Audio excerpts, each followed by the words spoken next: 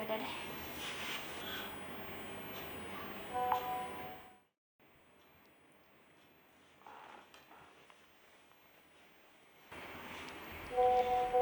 Ini kan aku.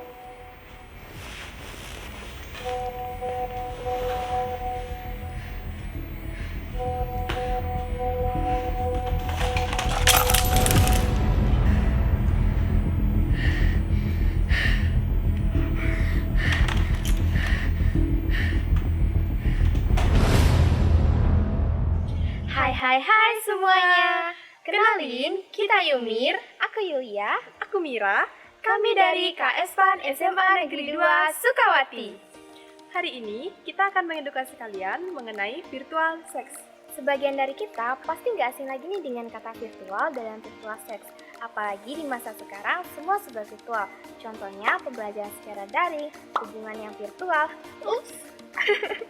Maksudnya berkomunikasi dengan orang jauh melalui chatting dan bahkan kita bisa menggunakan aplikasi sebagai perantara pemesan makanan dan masih banyak lainnya. Jadi, sebenarnya virtual sex itu apa sih? Nah, virtual sex adalah aktivitas seksual di mana dua orang atau lebih berkumpul bersama melalui beberapa peralatan komunikasi untuk membangkitkan rangsangan satu sama yang lainnya. Seks virtual ini biasanya dikirim dengan cara mengirimkan pesan seksual eksplisit.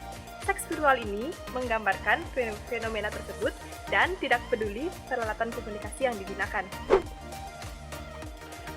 Setelah mendengar penjelasan tadi mengenai seks virtual, kira-kira kalian tahu nggak apa saja yang termasuk ke dalam seks virtual?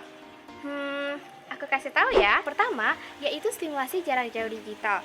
Hal ini melibatkan penggunaan energi terarah untuk merangsang pria atau wanita di area genital dari jarak jauh. Yang kedua adalah camming. Camming adalah seks virtual yang merupakan obrolan video dari layanan yang menyediakannya. Yang ketiga adalah cybersex. Cybersex adalah seks virtual yang diketik di internet. Contohnya pesan instan, ruang obrolan, webcam, permainan peran, dan lain sebagainya. Yang keempat adalah telepon seks. Telepon seks adalah seks virtual yang diucapkan melalui telepon. Yang kelima yaitu sexting. Sexting adalah seks virtual yang dikirim melalui pesan teks dari jaringan telepon seluler.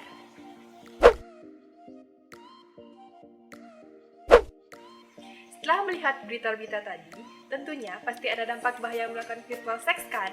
Nah, dampak bahaya melakukan virtual sex versi kita yaitu ada 3K plus hashtag. Yang pertama ada kecanduan.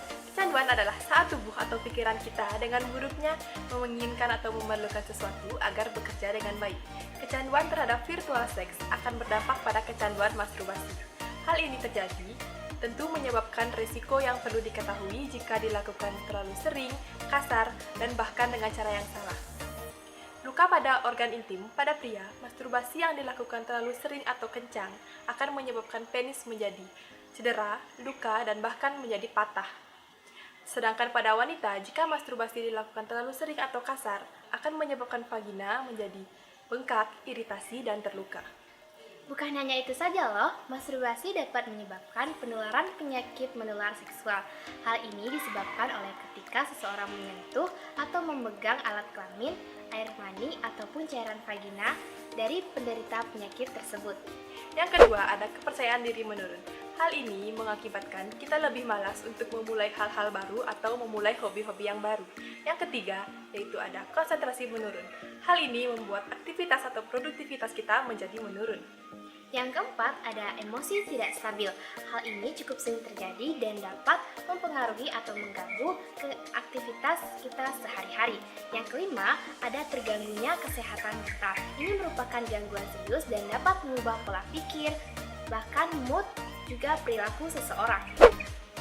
Dengan adanya dampak tadi, tentunya kami punya tips and trick nih untuk kalian agar kita sebagai pelajar tidak terpengaruh oleh virtual sex dan dampak buruknya. Tips and trick versi kita yaitu 2M and 2B. M yang pertama yaitu melakukan kegiatan baru yang positif seperti melakukan kegiatan fisik, memulai hobi yang baru, dan melakukan kebiasaan positif juga. M yang kedua yaitu membangun hubungan harmonis dengan keluarga seperti melakukan kegiatan bersama keluarga dan melakukan rekreasi atau berkreasi bersama keluarga juga. B yang pertama yaitu ada berlatih relaksasi dan manajemen stres dengan cara menenangkan jiwa, pikiran, serta mengistirahatkan tubuh kita dengan sejenak. B yang kedua yaitu ada berinteraksi dengan teman-teman dan masyarakat sekitar.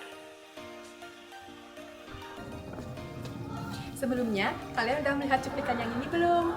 Dari cuplikan tadi, pelajaran yang dapat diambil adalah bagi kalian yang diancam oleh seseorang yang akan menyebarkan foto atau video di mana itu mengandung hal-hal senonoh yang bersifat privasi dan bahkan si pelaku mengancam akan menyebarkannya. Sesuai dari bunyi pasal 45 BUU 19/2016, setiap orang yang dengan dan tanpa hak mengirimkan informasi elektronik dan dokumentasi yang berisi tentang ancaman kekerasan atau untuk menakut-nakuti yang sengaja dibuat secara pribadi, sebagaimana dimaksud dalam pasal 29 dipidana dengan pidana paling lama 4 tahun dan atau dengan denda paling besar 750 juta. Dalam penjelasan pasal 45 BUU 19 atau 2016 dijelaskan bahwa dalam ketentuan pasal ini termasuk juga di dalamnya perundungan dunia cyber atau cyberbullying yang mengandung ancaman kekerasan atau menakut-nakuti. Hal ini dapat menyebabkan kekerasan fisik, psikis, ataupun kerugian material. Maka dari itu, kalian berhak melaporkannya ke orang-orang terdekat ataupun ke pihak yang berwajib. Kita sebagai remaja produktif tentunya tidak ingin merusak masa depan kita dengan hal-hal yang negatif seperti virtual sex.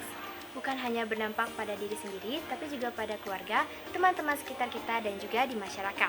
Maka dari itu, sayangi dan jagai diri kita karena Kamu, aku, dan kita semua berharga.